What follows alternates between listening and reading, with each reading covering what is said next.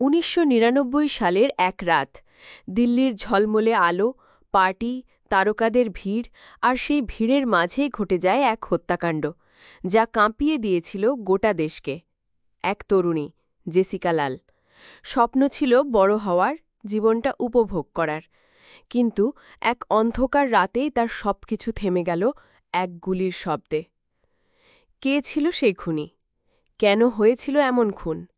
আর কিভাবে দেশের সাধারণ মানুষ একজোট হয়ে বিচার আদায় করেছিল? আজ আমরা জানব জেসিকা লাল হত্যা মামলার পুরো ঘটনা, শুরু থেকে শেষ পর্যন্ত। ভিডিও শেষ পর্যন্ত সঙ্গে থাকুন। ২৯ এপ্রিল ১৯৯৯, দিল্লির এক নামী রেস্টুরেন্ট ট্যামারিন্ড কোর্ট। রাত তখন প্রায় ২টো, মানে তারিখটা ৩০-এ প্রবেশ করেছে ২.৫ ঘণ্টা হল। পার্টি জমে উঠেছিল। জেসিকা লাল তখন বার কাউন্টারে, কারণ বারের দায়িত্ব তিনিই সামলাচ্ছিলেন। ঠিক সেই সময় ভিড়ের মধ্যে প্রবেশ করে এক তরুণ, মনু শর্মা। সে রাজনৈতিক প্রভাবশালী পরিবারের সন্তান। মদের নেশায় টলমল, হাতে পিস্তল। সে জেসিকার কাছে গিয়ে বলে, একটা ড্রিঙ্ক চাই। কিন্তু নিয়ম অনুযায়ী রাত ২টো পরে অ্যালকোহল পরিবেশন করা যেত না। জেসিকা হাসি মুখে না করে দেয়। আর ঠিক সেই নায়ের পর মুহূর্তেই শোনা যায় গুলির শব্দ। গুলিবিদ্ধ হয়ে মাটিতে লুটিয়ে পড়েন জেসিকা লাল। সেই নাইট ক্লাবে তখন প্রায় ৩০০ মানুষ ছিলেন, কিন্তু গুলি ছোড়ার সাথে সাথেই চারদিকে হইচই পড়ে যায়। অনেকেই পালিয়ে যায়, অনেকেই তাকিয়ে থাকে অবিশ্বাসে। মনু শর্মা ততক্ষণে বেরিয়ে গেছে। রাতারাতি খবর ছড়িয়ে পড়ে, দিল্লির এক রেস্টুরেন্টে মডেলকে গুলি করে হত্যা। কিন্তু তখনও কেউ ভাবতে পারেনি এই কেস ভারতের বিচার ব্যবস্থার ইতিহাস পাল্টে দেবে। পুলিশ দ্রুত মনু শর্মাকে গ্রেপ্তার করে। সাক্ষী ছিল অনেক মানুষ, এমনকি সেরাতের পার্টির অতিথিদের মধ্যেও অনেক প্রভাবশালী ব্যক্তি ছিলেন। প্রথমে মনে হয়েছিল বিচার পাওয়া খুব সহজ হবে, কিন্তু এখানেই শুরু হয় নাটক। তদন্তে গাফিলতি, সাক্ষীদের হঠাৎ সাথে কথা ঘুরিয়ে ফেলা, প্রমাণ নষ্ট হওয়া, সবকিছু মিলে কেসটা দুর্বল হতে থাকে। একে একে প্রত্যক্ষদর্শীরা আদালতে বলে, আমরা কিছুই দেখিনি। এমনকি হত্যার অস্ত্রও সঠিকভাবে উদ্ধার হয়নি। ২০০৬ সালে ৭ বছরের বিচার প্রক্রিয়ার পর আদালত ঘোষণা করে, মনু শর্মাকে প্রমাণের অভাবে বেকসুর খালাস দেওয়া হল।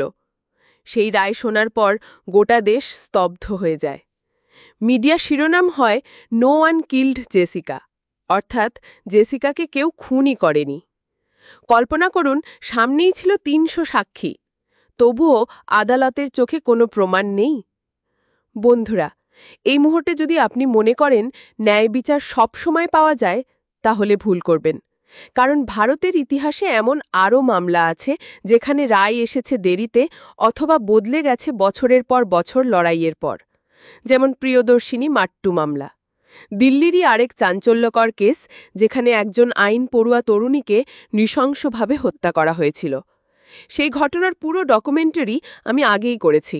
যদি না দেখে থাকেন, অবশ্যই পরে দেখে নেবেন। লিংক দেওয়া আছে উপরে আর ডেসক্রিপশনে।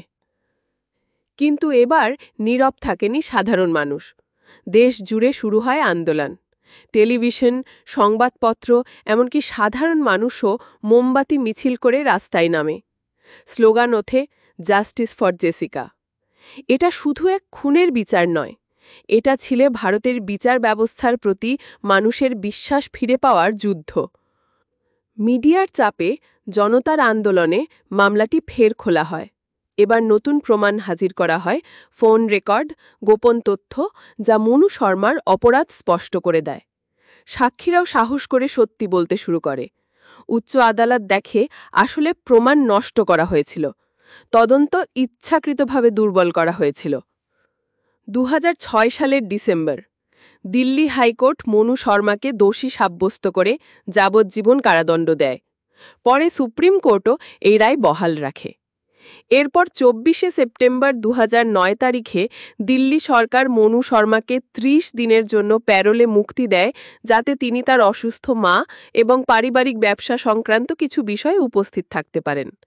শর্মা তার প্যারোলের মেয়াদ শেষ হওয়ার ২ সপ্তাহ আগে ১০ই নভেম্বর ২০০৯ তারিখে তিহার জেলে ফিরে আসেন।